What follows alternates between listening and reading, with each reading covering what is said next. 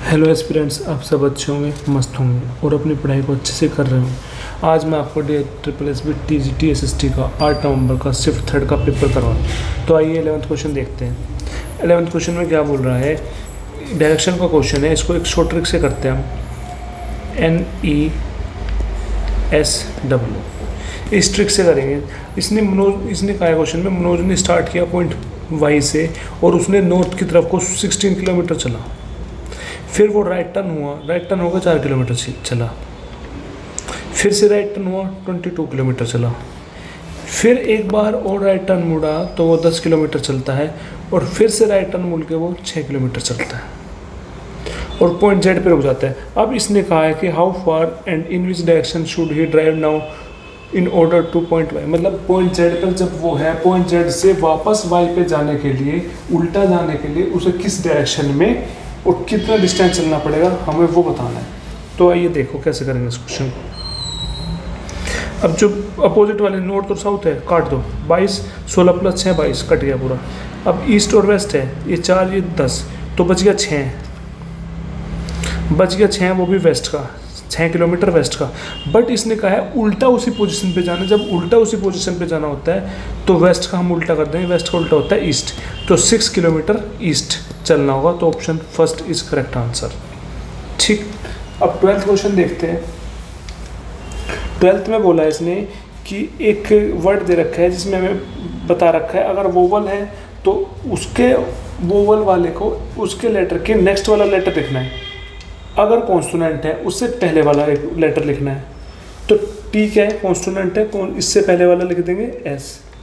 ए vowel है, B कर देंगे। एक्स कॉन्सोनेंट है तो डब्ल्यू आ जाएगा।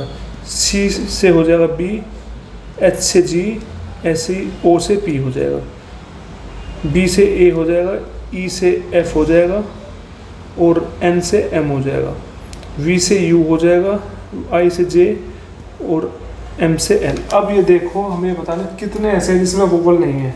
फर्स्ट वाला है जिसमें वोवल नहीं है, सेकंड वाला है वोवल नहीं है, थर्ड वाले में ए वोवल है, फोर्थ वाले में यू वोवल है। ठीक, तो कितने वोवल है ऐसे है जिसमें वोवल नहीं है? 2। तो option second is correct answer.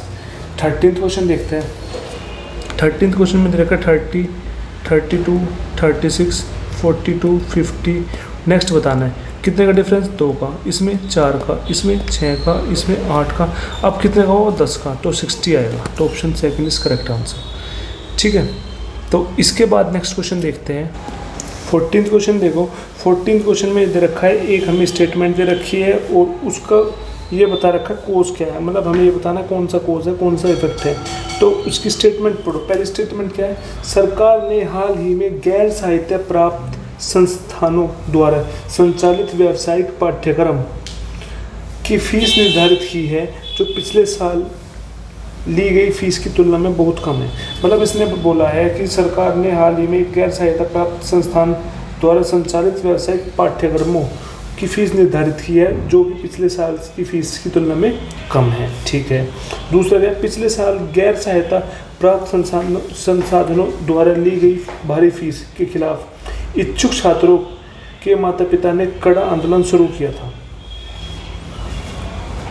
अब देखो इसने क्या बोला है कि जो पिछले साल जो गैर संस्थान थे तो वे अपनी फीस भारी भरकम फीस ले रहे थे, जिसके भारी भरकम फीस लेने से फिर उसके जो पेरेंट्स थे, बच्चों के माता पिता थे, उन्होंने आंदोलन किया। तो ये होगा हमारा कोज, ये है कारण।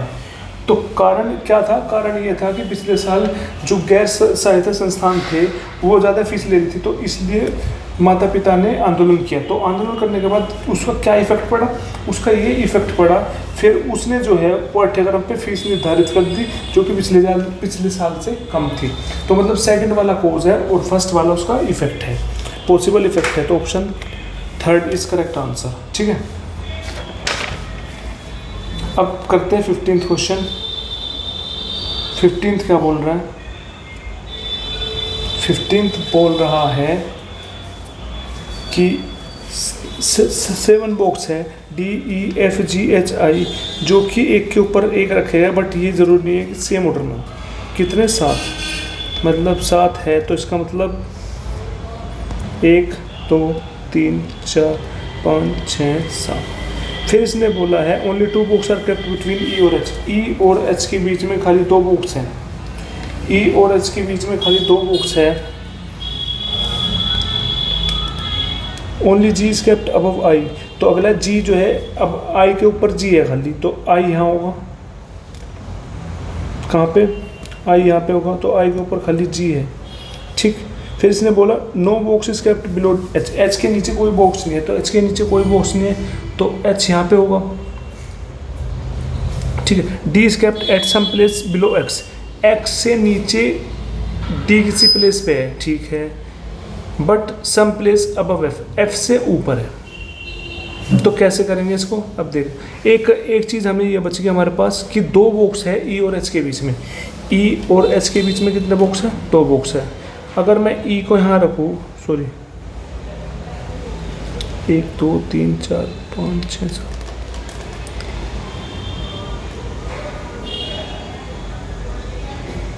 ई और एच के बीच में 2 बॉक्स है। ई और एच के बीच में 2 बॉक्स है ना। किसके बीच में? Only 2 box are kept. E और एच के बीच में 2 बॉक्स है, तो ई और एच के बीच में 2 बॉक्स है, तो ई यहाँ होगा, तो एच के बीच में 2 बॉक्स होगा। फिर इसने बोला है कि D is kept at some place below X. X के नीचे डी है बट एफ से ऊपर है। अगर मैं एक्स यहाँ मान लूँ, एक्स के नीचे डी हो जाएगा और एफ से ऊपर हो जाएगा। ठीक।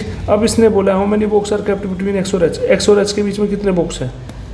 1 2 3, 3 बॉक्स है, तो option second is correct answer. तो अब 16th क्वेश्चन देखते हैं। 16th क्वेश्चन क्या बोल रहा है कि एक स्टेटमेंट दे रखी है, उसमें एक कंक्लूजन दे रखा है, तो उसको कैसे करेंगे? तो पहली स्टेटमेंट है no rice is wheat, second all wheat is grain, third some grain are barley. तो कंक्लूजन क्या निकालना है? कंक्लूजन निकालना है फर्स्ट वाला, some rice is grain. Rice और ग्रेन देखो कौन से बन रहा है? राइस और ग्रेन बनेगा पहली और सेकंड स्टेटमेंट से। फर्स्ट और सेकंड से बन सकता है बस, ठीक है। तो पहली नेगेटिव है, दूसरी पॉजिटिव है, तो जो रिजल्ट निकलेगा वो तो नेगेटिव निकलेगा। पर जो कंक्लूजन हमारा पॉजिटिव है, तो जब पॉजिटिव है, पॉजिटिव तो बन ही नहीं सकता। कंक्लूजन बनेगा, जो रिजल्ट बनेगा वो नेगेटिव बनेगा, तो ये तो गलत होगा। तो कंक्लूजन 1 गलत होगा। अब सेकंड देखो, सेकंड कंक्लूजन क्या है? सम वीट इज बार्ले। वीट और बार्ले किससे बनेगा? वीट और बार्ले बनेगा सेकंड और थर्ड स्टेटमेंट से। अब देखो, ऑल वीट इज ग्रेन, तो 100 वीट 100, ग्रेन 50, और सम ग्रेन सर बार्ले मतलब 50, बार्ले भी 50।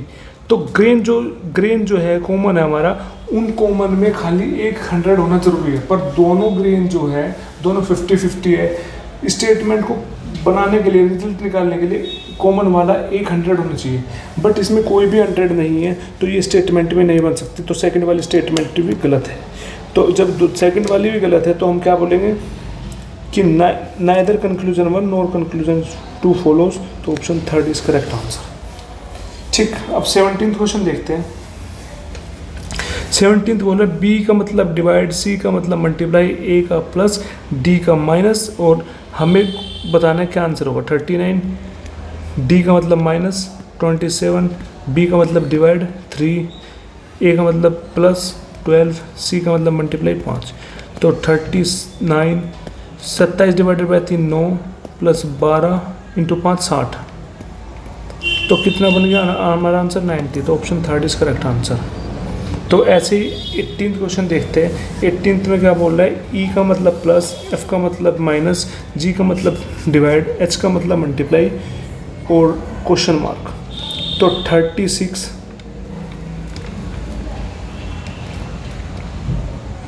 क्या है इसका? 36, जी का मतलब है हमारे पास डिवाइड 12, ई का मतलब है हमारे पास प्लस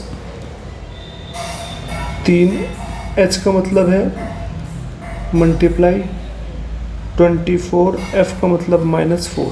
तो 36 को डिवाइड किया 12 से 3, प्लस 24 इंटू 3 72, -4, तो कितना बन गया? 71। तो option fourth is correct answer. अब 19th क्वेश्चन देखते हैं। 19th क्वेश्चन क्या बोल रहा है? 19th क्वेश्चन का कहना है कि 7 प्यूपल है जो कि एक सर्कुलर टेबल में बैठे हैं सेंटर की तरफ को मुंह करके, मतलब ये 1 2 3 4 5 6 7 हो गई। तो पहले में क्या बोला है, पहले में बोला है ओनली 1% सीट बिटवीन Q और M, Q और M के बीच में एक पर्सन है when counted from the left of M। देखो M के लेफ्ट मतलब कि M के लेफ्ट से चलना शुरू किया उसने, तो M के लेफ्ट में चलने से Q और M के बीच में एक पीपल है। मैं मान लेता हूँ M है यहाँ पे, तो M का लेफ्ट इधर की साइड होगा, तो Q कहाँ पे होगा, एक को छोड़ के यहाँ पे, ठीक। फिर इसने बोला है C seat third to the right of V, V के थर्ड राइट में है C, V के थर्ड राइट में है C। अगर मैं V यहाँ मान लूँ, V का थर्ड राइट 1 2 3, C यहाँ होगा, ठीक। फिर इसने बोला है N seat third to the right left of R, R के थर्ड लेफ्ट में N है, R यहाँ मान ले, R यहाँ पे मान लेता हूँ मैं, कहाँ पे, यहाँ पे इसके थर्ड लेफ्ट में 1 2 3, यहाँ पे हो गया N, ठीक। फिर इसने बोला है C seat to the immediate right of N, N के इमीडिएट राइट में C है, इमीडिएट राइट N के इमीडिएट राइट में C भी होगा। D is not immediate neighbour of N, N के इमीडिएट नेबर D नहीं है, तो D कहाँ होगा, D यहाँ होगा। तो अब ये पूछ रहा है कि how many people sit between D और M, D और M के बीच में कितने पीपल है। हमने D के राइट से चलना शुरू किया, D ये रहा और M ये रहा, D के राइट से चलना शुरू किया, मतलब इधर को कितने हो गए 3, तो option 4 is correct answer. 20 question देखो, 20 में बताना है कि कौन सा डिफरेंट है। देखो Q S P G I E N P L U W S, numbering कर दो 17 19 16 7 9 5 14 16 12 21 23 19। अब देखो 17 plus 2 19, 19 minus 3 16, 7 plus 2 9, 9 minus 4 5, 14 plus 2 16, 16 minus 4 12, ऐसे 21 प्लस 2 23, 23 माइनस 4, मतलब सब में प्लस 2 माइनस 4 हो रहा है, तो ऑप्शन पहला ऐसा है जिसमें प्लस 2 माइनस 3 हो रहा है, तो ऑप्शन 19 करेक्ट आंसर, ठीक। आई होप अच्छे से समझ में आया हो। जो भी चीज़ क्लियर नहीं होगी प्लीज़ कमेंट करके मुझे बताना, मैं उस चीज़ को आपको दोबारा समझाने की कोशिश करूँगा। Thank you so much.